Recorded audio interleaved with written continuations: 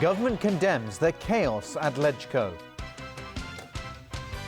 Standby signal number 1 now in force.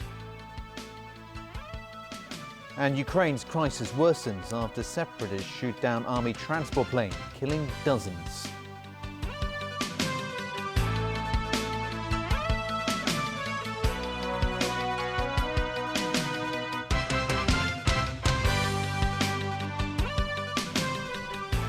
Good evening. 21 people have been arrested over the chaos at the Legislative Council last night. Protesters tried to storm the LegCo building as they vented their anger at the Northeast New Territories development plan. At least 10 people were injured. Rani Samtani begins our coverage.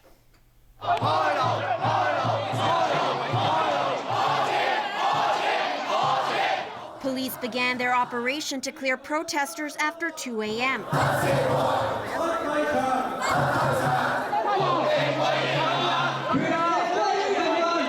Officers started dragging them out of the LegCo drop-off area one by one.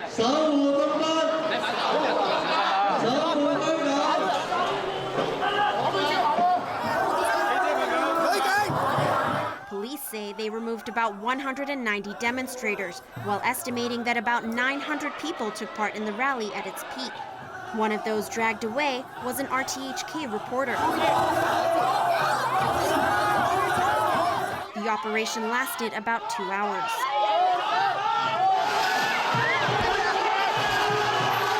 The trouble began at around 9 last night when protesters stormed past barricades and tried to enter the LegCo building.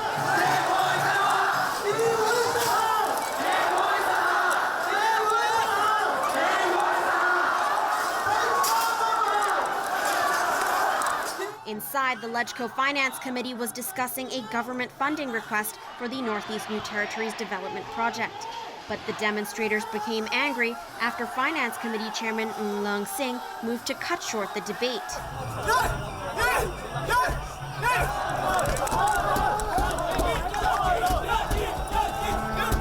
Some then tried to force their way in.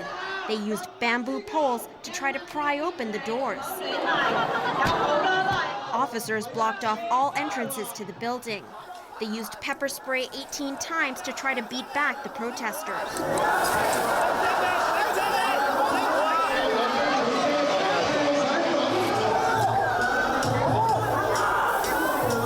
Scuffles broke out and at least 10 people were injured, including 6 security staff and 4 police officers. Because of all the chaos, the meeting was suspended. A number of legislators, including Gary Fan of the Neo-Democrats, came out to try to calm the situation.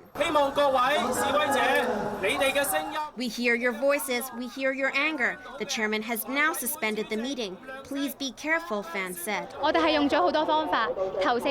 Protester Chuk Kai Kai defended their action. We've used many ways to make our voices heard, she said. Our early gatherings were always calm and peaceful. But did anyone listen to us? Chuk questioned.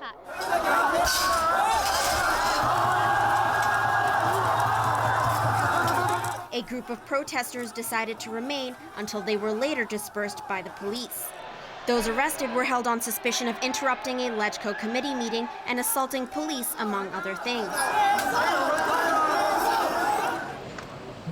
Today, government staff inspected the damage. Evidence of the destruction in many places, and tape was placed on the glass doors.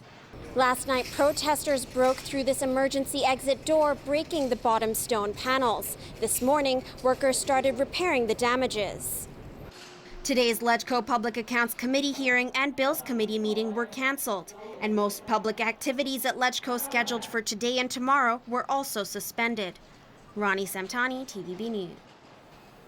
Well, the government has condemned what it describes as violent acts by the protesters. And the Secretary for Development has ruled out scrapping the Northeast New Territories Development Project. Stephanie Joy has that story. We are not going to put this project on hold. We will not put the funding application on hold. Paul Chan said the government is pushing ahead with the funding application at the LegCo Finance Committee so that the first phase of the project will be completed in 2023 as scheduled. The project will provide 60,000 new flats, 60% of them subsidized, and public housing.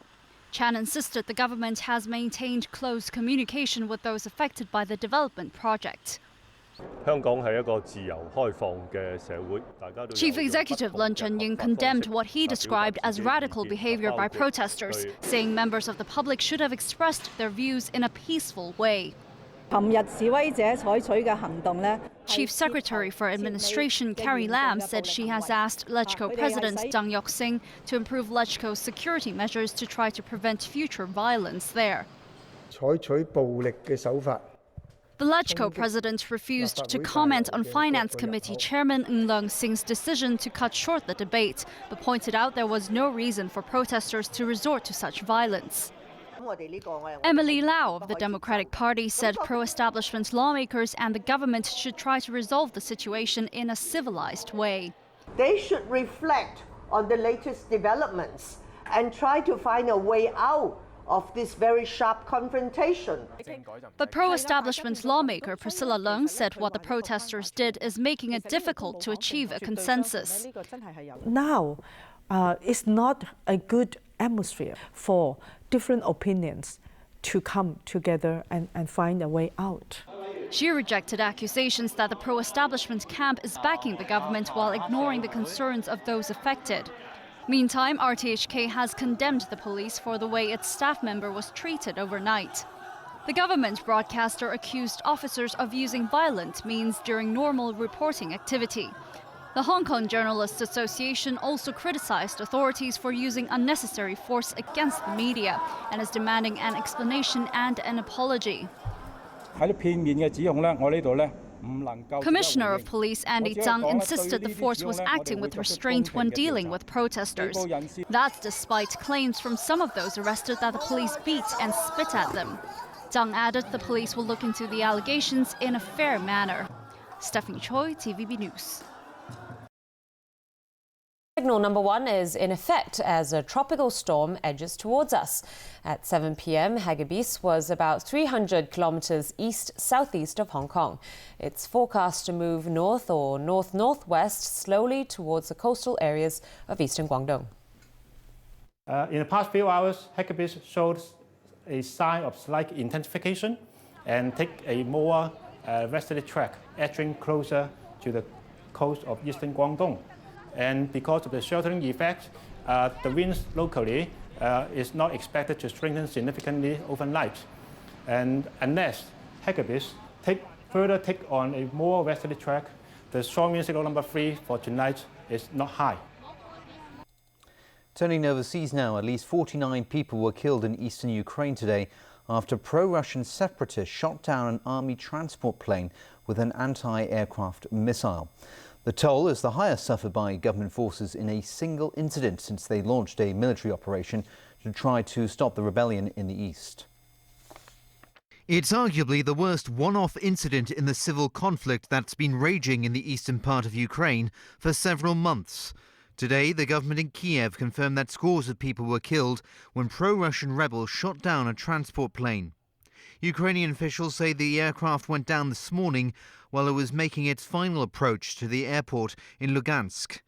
The Ukrainian Defense Ministry says the plane was carrying equipment and food, as well as personnel. The ministry statement claims the rebels downed the plane using anti-aircraft guns and heavy-caliber machine guns. It expressed sympathy to the families of those killed. Additionally, the Office of Ukraine's Prosecutor General says it's opened a criminal investigation under the country's anti-terrorism laws. Lugansk is near the border with Russia, an area that has seen separatists seize government buildings and declare independence after holding disputed referendums. Russia insists it's played no part in helping the rebels, even though it has, at several points throughout the crisis, massed troops along the border to put pressure on Ukraine. Last night, the United States claimed armoured vehicles, including 3 T-64 Russian tanks, moved into Ukraine from Russia and are now in rebel hands. This is unacceptable. Poroshenko protested this action yesterday with President Putin, and Secretary Kerry raised our concerns with Foreign Minister Lavrov on Wednesday as well. But when pressed by journalists about the accuracy of these reports of armoured vehicle movements into Ukraine, half got slightly defensive. There were reports that these, in fact, were Ukrainian tanks that had been kind of ripped off by the separatists. You have convincing evidence? Yes. Islamist militants continue to gain ground in Iraq as the White House weighs its options in a crisis one senior U.S. official has called a colossal mess. James Aitken has the latest. Refugees by the thousands, and their numbers are growing. The United Nations reports the Islamic insurgency has displaced as many as 500,000 residents from recently captured Iraqi cities. We are just poor people, says this Mosul refugee. They fight for power. We are the victims. The rebel fighters from a breakaway faction of al-Qaeda known as ISIL continue lightning raids in northern Iraq, where terrified government forces have put up little resistance. The escalating conflict has prompted Iraq's most senior Shiite Muslim cleric to rally his followers to take up arms against the Sunni-led militants.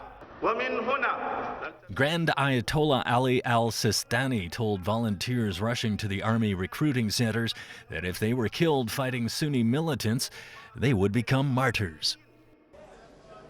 The Iraqi conflict is also rattling financial markets over fears the insurgency could provoke a civil war in a major OPEC member state and disrupt oil exports. Brent crude has edged up by $4 in the last week. The shaky Iraqi government of Prime Minister Nouri al-Maliki, which is being blamed for fueling the insurgency through botched policies and widespread corruption, continues to plead with Washington for help to fight the insurgency. But as the United States considers its military options, a cautious Obama administration insists Washington can't solve Iraq's problems. Any action that we may take to provide assistance to Iraqi security forces has to be joined by a serious and sincere effort by Iraq's leaders to set aside sectarian differences, to promote stability, and account for the legitimate interests of all of Iraq's communities. We can't do it for them. Airstrikes against the militants are one option the White House is considering as it seeks to limit the extent of American military involvement. But the possibility the strikes could kill the wrong people also means such a response could worsen the crisis. James Aitken, TVB News.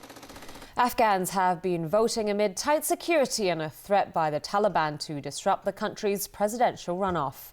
The two hopefuls are former Foreign Minister Abdullah and former Finance Minister Ashraf Ghani Ahmadzai. Both have promised to enact similar policies if elected into office. They've both promised to sign a long-delayed security pact with the United States. That would allow nearly 10,000 American troops to remain in the country for 2 more years to conduct counter-terrorism operations and continue training and advising the Afghan army and police. And still ahead in our newscast tonight. Supporters and opponents of Occupy Central make their voices heard. Prominent mainland human rights lawyer arrested. And the Dutch shock the defending World Cup champs.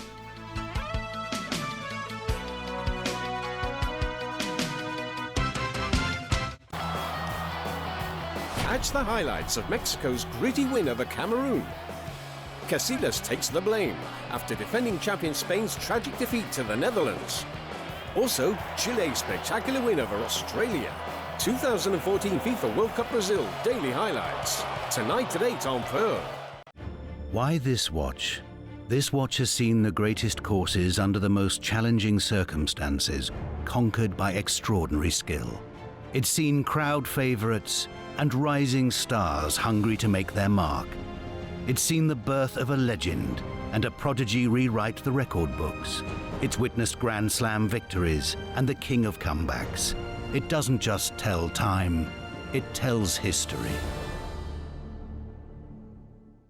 每分每秒，我哋都會老啲啲。噓，有例外嘅。Renix 膠原自生 ，feel 到啲膠原，識自己生。呢度生啲，呢度度又生啲，呢度又生啲，3年都充滿交